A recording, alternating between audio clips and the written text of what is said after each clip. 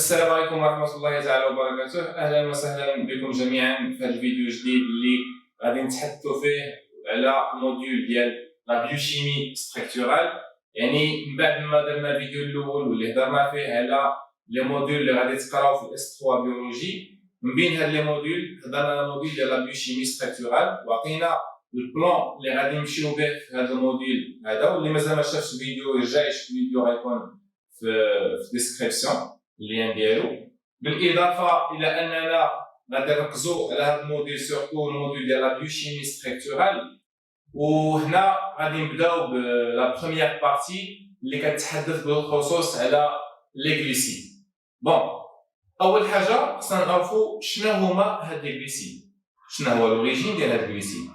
باش نتحدثوا على لوريجين ديال الغليسيد، لوريجين ديال لي غليسيد هو لوريجين فيجيتال. كيفاش؟ هو ان كلشي كيعرف العمليه ديال لا فوتوسانتيز، عمليه التركيب الضوئي. يعني من بعد ما تتبقى لنا عمليه التركيب الضوئي كيبقى لنا فورماسيون ديال لا ماتيير اورغانيك. بون، يعني شنو هما لي غليسيد؟ لي غليسيد هما سون سورتو دي موليكول اورغانيك.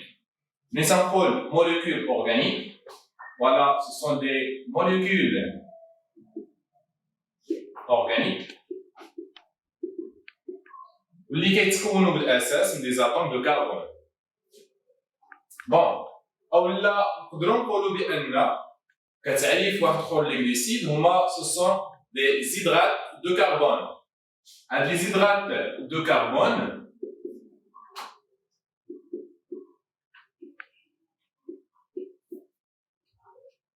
علاش سميناهم هيدرات دو كربون؟ عندنا لاتوم دو كربون وعندنا هيدرات.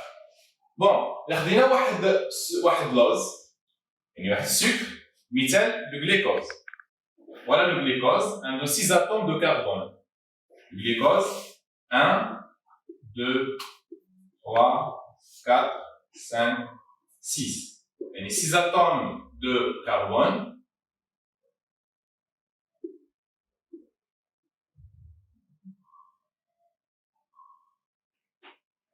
بالنسبة للجليكوز عنده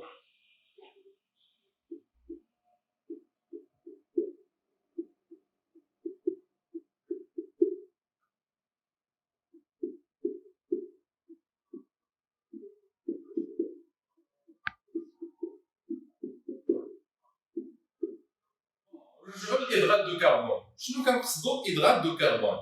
إدغات دو كربون كنعنيو بها هي أن pour chaque atome de carbone vous avez une molécule d'H2O. بحال مثلا هنايا عندنا اتوم دو كربون، عندنا واحد فونكسيون الكول هيدروكسيل، عندنا H، يعني عندنا deux atomes d'hydrogène un atome d'oxygène. يعني هاد الاتوم دو كربون عندنا هنايا في التوتال واحد الموليكول ديالو، يعني شي سميناهم سون des hydrates de carbone. Et pour chaque atome de carbone, vous avez une molécule d'eau. Bon, هذه من جهة. يعني دابا خصنا نكونوا فهمنا شنو هما هاد لي غليسيد اون جينيرال. بالنسبة لهاد لي غليسيد خصنا تعرفوا بأن عندهم واحد الفونكسيون كتسمى فونكسيون كربونيل. كيفاش فونكسيون كربونيل؟ فونكسيون كربونيل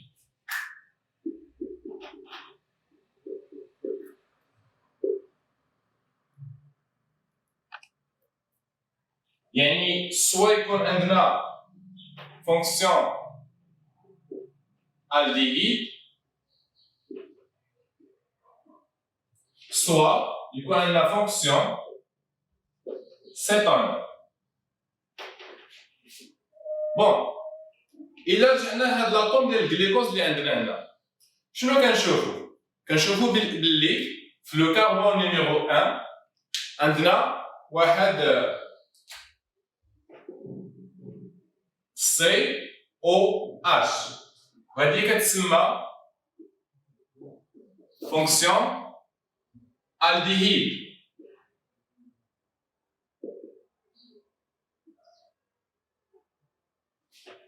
يعني COH، وهادشي اللي غيعطيهم واحد غندخلنا في التسميه ديال لي سكر اللي غنشوفو كيفاش كنديرو التسميه ديال لي سكر من بعد. بون، بالنسبه للفونكسيون سيتون هو خدينا المثال ديال واحد السكر واحد اخر اللي هو كيتسمى الفريكتوز واللي تيكون كيبقى عندنا لو كربون اللي يكون داير لنا دوبليزون مع الاكسجين. كيفاش؟ انا غنحاول نرسم هنايا الموليكول ديال الفريكتوز. هذا سي لو جلوكوز.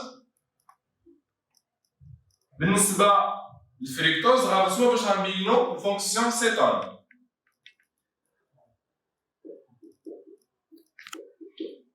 تا هو عنده 6 اتوم دو كربون. فوالا ها اللي بغيت نبين لكم بان في لو كربون نيميرو 2 عندنا فونكسيون سيتون.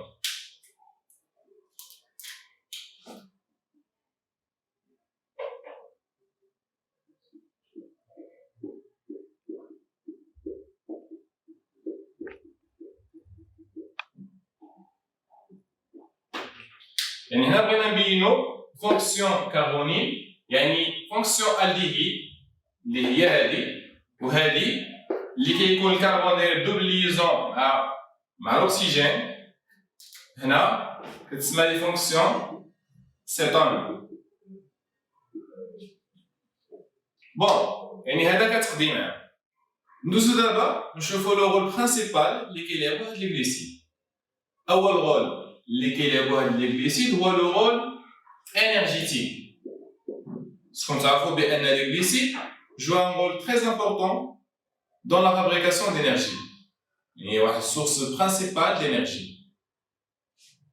ثاني rôle اللي هو le rôle structural. يعني أن les glycides يدخلون في structure de plusieurs molécules par exemple. مثلا يدخلون في la structure des acides nucléiques, l'ADN, l'ARN, etc. كذلك أنهم عندهم واحد لو رول دو بروتيكسيون يعني أنهم مثلا لا كاراباس ديال لي كروستاسي كتكون لنا بواحد البوليساكاريد وهاد الكاراباس كتحمي لنا هاد لي كروستاسي. كذلك باغوا ديال لي باكتيري كتكون لنا دي بوليساكاريد واللي هاد الباغوا كتحمي لنا هاد لي باكتيري كونتر لي زاتاك ديال لي ميكرو اورغانيزم باثوجين. بالاضافه ان لي غليسيد عندهم واحد لو رول ايكونوميك مثلا فابريكاسيون ديال لو بوا اي دي بابيي. اي اونفان لو رول بيوتكنولوجيك اللي تيلعبوه هاد لي غليسيد. من بعد ما شفنا لو رول ديال لي غليسيد دابا غادي نشوفو الكلاسيفيكاسيون ديال لي غليسيد. بالنسبه للكلاسيفيكاسيون ديال لي غليسيد فوالا عندنا غليسيد. هاد لي غليسيد غينقسموا لنا لجوج. عندنا لي اوز اي لي اوزيد. شنو هو الفرق ما بين اوز وما بين اوزيد؟ بالنسبه لي اوز اللي هما سو سون دو سكر سامبل بمعنى سو سون دي monosaccharides. Monosaccharides. Alors là, ce sont des unités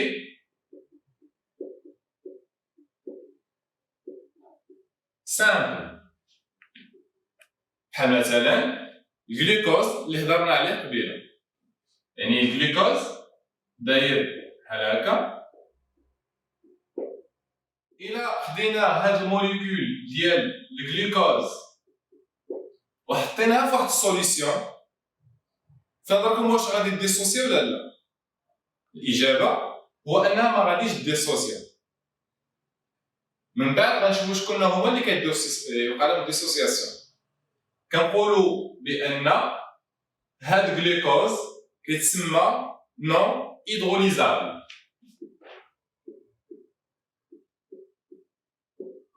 هيدروليزابل.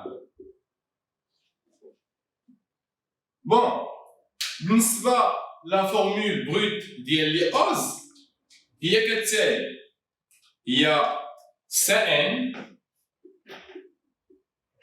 H2N ON.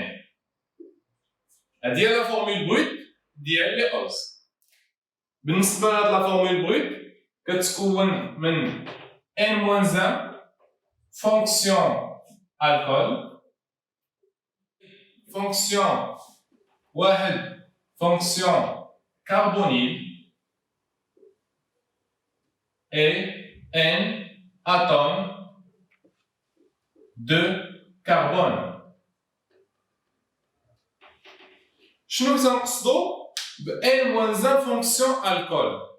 إلا خدينا مثال ديال الجليكوز اللي هضرنا عليه قبيله واللي هو كالتالي اللي قلنا كيتكون 6 اتوم دو كربون واللي عنده فونكسيون الديهيد في لو كربون نيميرو 1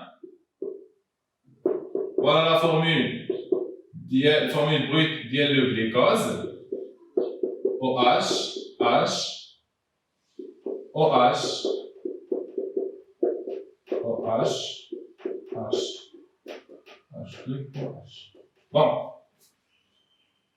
بالنسبة شنو تنقصدو قلنا ب N-1 فونكسيون الكول في هاد الحالة هادي الجليكوز اش كيتكون C6H12O6 يعني N في هاد لوكا كتساوي لنا 6 N-1 إيكال 5 يعني عندنا 5 ديال OH ديال لي زالكول فوالا 1 2 3 4 5 هادشي اللي كتقصد N-1 فونكسيون الكول ان فونكسيون كربونيل قلنا بأن لو فونكسيون كربونيل سوا تكون الديهيد سوا تكون الديهيد سوا تكون سيتون وفي هاد لوكالا عندنا الفونكسيون كربونيل في هاد الحالة اللي هي الديهيد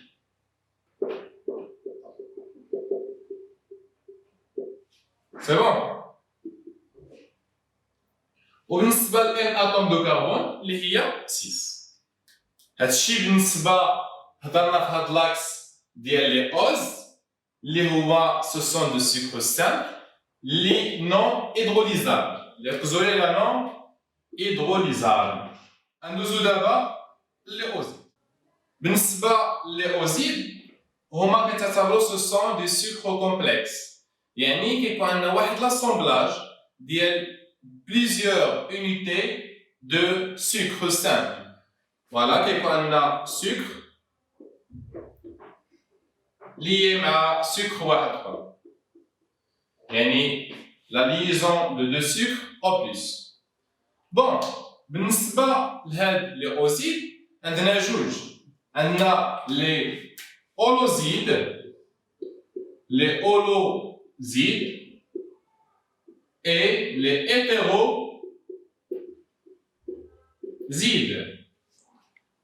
بالنسبة للأولوزيد أولو كتعني tous يعني أن أولوزيد c'est une substance glucidique اللي كتكون فقط من لي أوز soit يكون un seul type d'ose ou plusieurs types d'ose.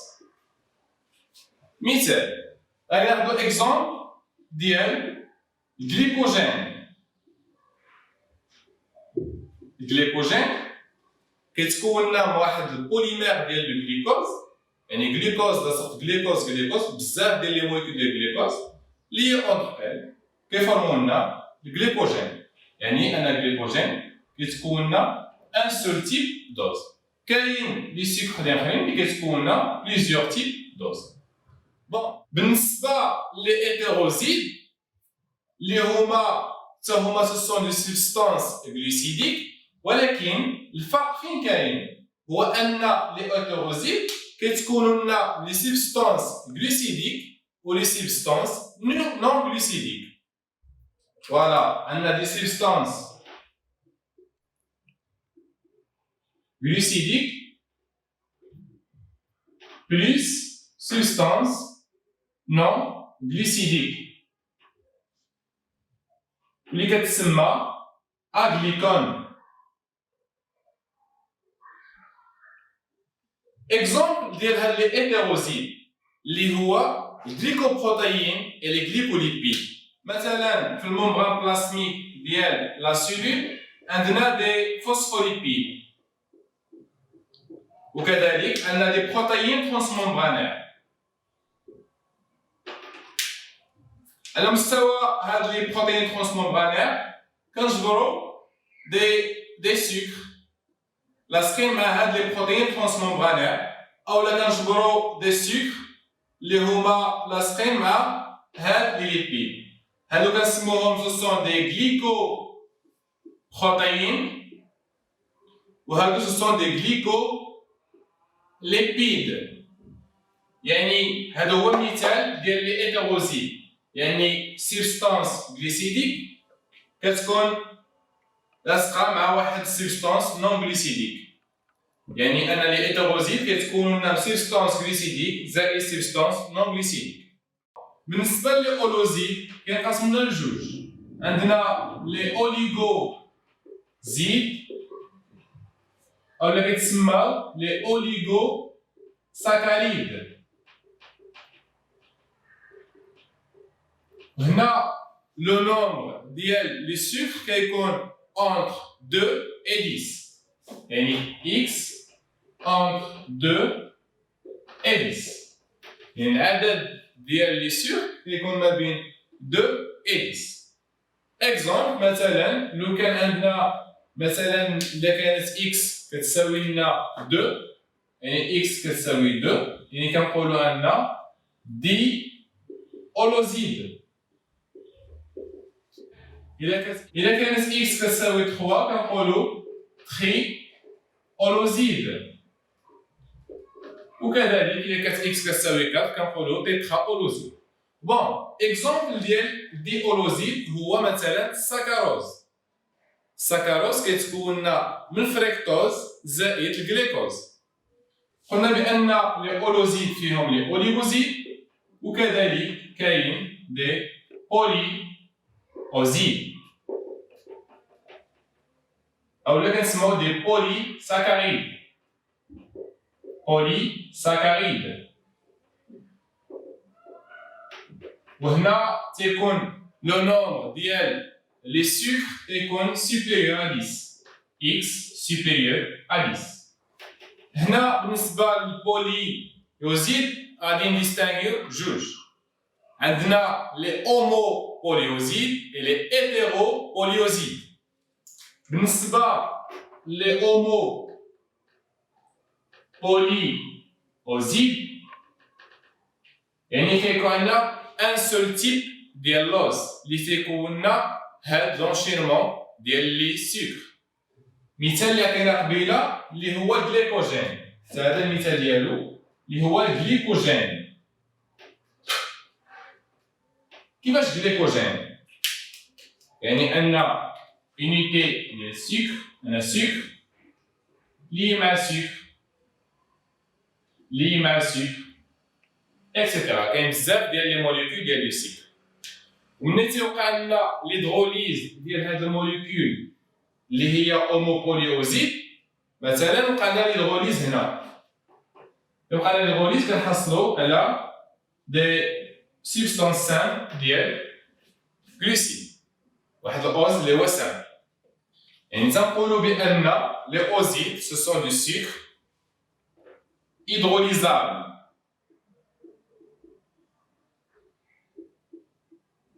عكس لي اوز اللي هما نون هيدروليزابل.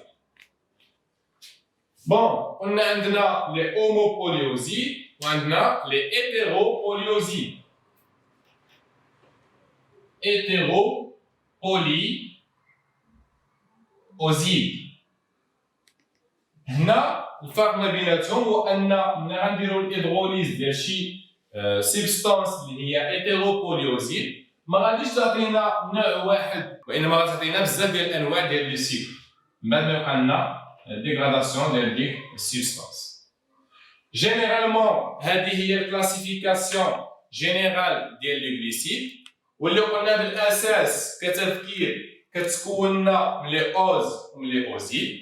لي اوز اللي هما سو دو سكر سامبل اللي هما نون هيدروليزابل، بينما لي اوزيد سو دو سكر سامبل اللي هما يكونوا هيدروليزابل. Voilà la classification générale des glycides. Et merci pour votre attention.